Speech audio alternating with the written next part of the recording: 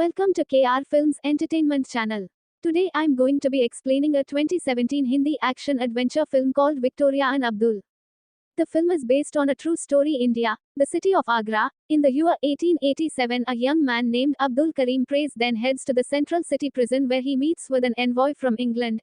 Mr. Tyler informs Abdul that the Royal Court of England was very pleased with the carpets. He said as a token of appreciation Abdullah sent to Britain to personally present Queen Victoria with a molar ceremonial coin.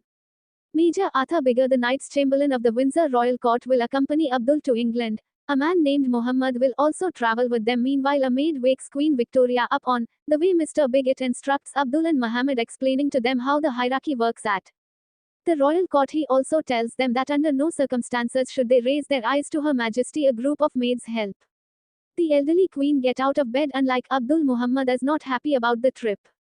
He does not want to present the ceremonial coin to the main oppressor of the Indian people. Finally, their journey comes to an end. Abdul and Muhammad find themselves in a culture foreign to them at this time. Sir Henry Ponson and be acquainted the queen with her schedule for the day. She has many solemn meetings and other exhausting events ahead of her. Mr. Big Brother Hindus to the palace. The formal dinner is a strictly regulated event. Abdul and Muhammad are amazed by the formality of the English. When the queen arrived at the court, everyone was in a flurry of activity. The most distinguished ladies and gentlemen of the kingdom entered the dining hall. Finally, the fanfare sounded and the elderly queen approached the table. The guests began to eat. All actions of servants were finely tuned to the smallest detail. Victoria fell asleep right at the table. She was awakened when the prophet rolls were served. Finally, the time came for the ceremonial presentation. The Moor, with the tray and his hands excited, Abdul approached Her Majesty followed by Muhammad. The queen didn't care about the gift from the Indian Empire. She wanted the dinner to end as soon as possible. Contrary district etiquette, Abbeville looked Her Majesty in the eyes. In the morning, Victoria began an ordinary day full of boring meetings and events. Sir Henry as always announced her schedule. Strangely, Victoria remembered one of the Hindus who presented her with the coin yesterday. The tall one seems surprisingly beautiful to her. Abdul and Muhammad, we are going home, but plans changed. The queen wished them to serve the day's banquet. Conversations with the Prime Minister bored Victoria. Soon Abdul served the royal pudding to the table. All present were shocked when Abdul suddenly fell to his knees and kissed the queen's foot. Mr. Bigot took the unlucky servant outside, reprimanding him for such an ill-considered act. What was Mr. Bigot's surprise when the queen wished Abdul and Muhammad to be her personal footmen for the entire jubilee. Abdul was brought to the queen, who asked everyone else to leave the room. Mr. Bigger and Sir Henry are eavesdropped behind the door. Victoria was surprised that the servant was not afraid to speak freely with her. It turned out that in his own country Abdul was not a servant, but was conducting a census of prisoners in the prison. However, serving the queen was an honor for him. Abdul told Victoria that he was the one who chose carpets for the royal court. The queen enjoyed listening to him as no one had spoken to her so sincerely in a long time. Before going to bed, Muhammad, who most wants to return home, complains to Abdul about life in England. However, Abdul expressed his desire to stay here longer. The courtiers are very worried that the queen is spending 3 days in a row in the company of Abdul. He was telling Her Majesty about the culture of his own country. Victoria was pleased to learn many new and interesting things. The worried courtiers wonder about what the queen could be talking about with a simple servant. In the evening, they took a walk in the park near the palace. Victoria was amazed at Abdullah's knowledge. She would like to visit India, but it is prohibited due to the threat of assassination as India is a colony of Great Britain. From Abdul, Victoria learned about the existence of mango. That same evening, she ordered Sir Henry to get her this exotic fruit from India. Soon a royal picnic in Scotland took place. Everyone was shocked that the servant could speak freely to the queen and express his opinion. Due to the rain, the picnic had to be interrupted. The courtiers were entertained with traditional Scottish music, which most people found unbearable. But the queen, on the contrary, was delighted. Upon returning to England, Sir Henry brought the queen documents to sign. To Henry's dismay, Victoria ordered him to leave, saying that Abdul would assist her with the documents. She also tasked Henry with ordering warm gloves for the Hindus who suffered from the cold. Abdul did not expect that Victoria would want to learn Hindi and take private lessons with him. All this time, the courtiers eavesdropped on them at the door. Everyone is concerned about the increased influence of the Hindus. A court Victoria studied the new language diligently, not even embarrassed by Abdullah's touch. Later, the queen was visited by her son Bertie, Prince of Wales. Victoria ordered Sir Henry to organize her trip with Abdul to a country residence without the company of the entourage. They rode in a boat together and the picturesque like landscapes. Victoria told her new friend that she was tired of all these stupid blind aristocrats who are willing to do anything to strengthen their position. Victoria also admitted that she misses her husband and friends who have long been dead, the queen cannot hold back tears, feeling very lonely. She has 9 children, but they are all jealous and fools who are only interested in power. Abdul Kalam. The queen saying that the meaning of life is in serving others. It turned out that Abdul was a Muslim even though he lived in India. Victoria became very interested in this religion. From now on, Abdul was no longer a servant, but a Munshi, her spiritual mentor. Concern among the courtiers is growing. Everyone is gossiping about Victoria and Abdul. Later, Bertie expressed his indignation to the mother that Abdul now lives in the palace as a member of the royal court. Victoria made it clear to her son that she would do as she saw fit. The queen intends to take Abdul with her on a trip to Florence. Muhammad had to go with them.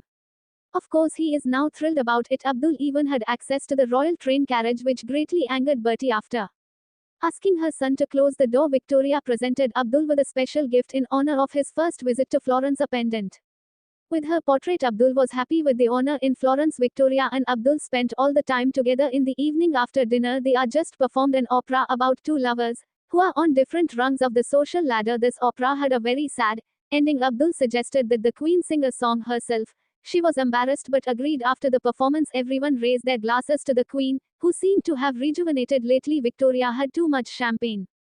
When they were alone, Abdul all invited his queen to dance. Victoria confessed that she had not been so happy for a long time. Abdul felt the same way, telling Victoria that she was the most important person in his life, even more important than the wife. When the queen heard that Abdul was married, she was surprised. She immediately ordered his wife to be brought to England so that the husband and wife could be reunited. Soon the guest arrived at the palace. Victoria was very nervous before the meeting. The courtiers did not try to hide their displeasure. Abdul offered his hand to the wife, who was wearing a veil so that no one could see her face. In addition, the family brought their servant with them. It turned out that Abdul had not only brought his wife but also her mother. Victoria introduced the guests to all the notable courtiers. Abdul gave a thank you speech to the queen. Victoria was very pleased with Abdullah's company and asked for permission to see his wife without the veil. He did not object. The woman seemed very beautiful to Victoria. She looked nothing like an Englishwoman. The Prime Minister and other courtiers were unhappy with the changes taking place in the palace.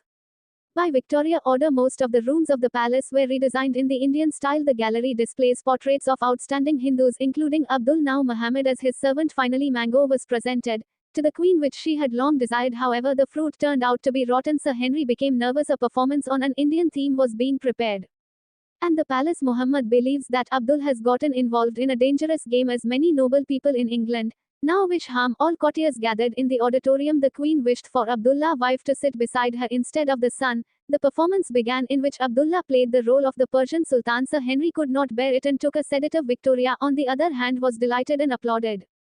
The rest of the audience reluctantly followed suit. Before leaving, the angry Lord Salisbury instructed Sir Henry to immediately eradicate Indian culture from the royal court. That same evening, Sir Henry conveyed to the Queen the Prime Minister's concern about Apple's increasing influence at court. However, Victoria believes that they owe much to the Hindus, as they once helped England suppress the rebellion. It was only now that the Queen learned that it was actually Muslims who raised the rebellion. When the rumor spread that their rifles were smeared with pig fat, more than 2,000 British soldiers died. Victoria realized that Abdul had been deceiving her all this time. She could not believe that the person she trusted completely had betrayed her. The courtiers were happy to hear that Her Majesty had decided to send Abdullah out of the country. Returning to her chambers, Victoria was very upset and depressed. She had grown very attached to Abdul, so his betrayal caused her even greater pain. Having calmed down, Victoria called for her servant in order to carriage to be prepared. In the middle of the night, the Queen found Abdul and told him that just fight her sorrow. She forgives him. She understands that he was trying to protect her. It was decided that Abdul would stay in England. The only thing that worried Victoria was that his wife had not yet become pregnant. The next morning, she ordered her personal doctor to examine Abdullah's wife. Learning that the mother had forgiven Abdul, Bertie was furious and instructed Sir Henry to find compromise information about the Hindu. Dr. Reed was going to examine the woman, but Abdul could not allow her to reveal her face to a stranger. Meanwhile, Bertie and Sir Henry were trying to extract compromising information about Abdul from a habit. In exchange for money and a return home, Muhammad made it clear that he was not going to collaborate with the British occupiers, whom some miserable servant from India had for. Victoria realized that intrigues were being woven against Abdul behind her back. She uncompromisingly ordered Dr. Reed to examine the Hindu and determine the causes of his infertility. Of course, The doctor was not thrilled with this assignment. After the examination, Dr. Reed rushed to Sir Henry reporting the good news. It turned out that Abdul had gonorrhea. Sir Henry hurried to inform the Queen of this. Not only was Abdul leading an immoral lifestyle, but he was also not really a teacher. This was confirmed by a letter from Sir Henry's son, who is currently in India. In reality, Abdul came from an illiterate family. He didn't even go to school and worked as a simple clerk in a prison.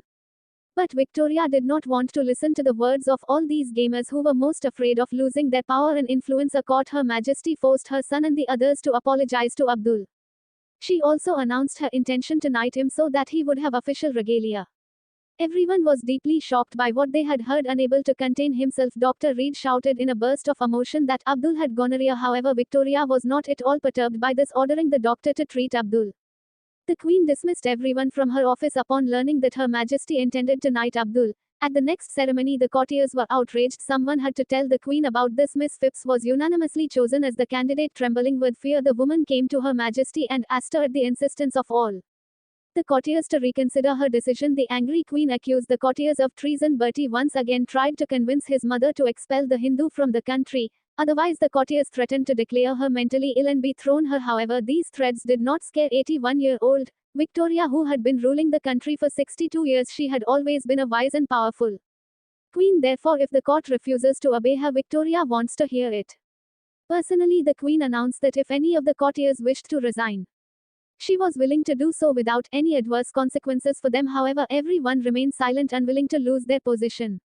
Her Majesty changed her mind about needing outdoor. Instead, as a token of gratitude for all his services to the empire, he will be made a commander of the Order of Queen Victoria.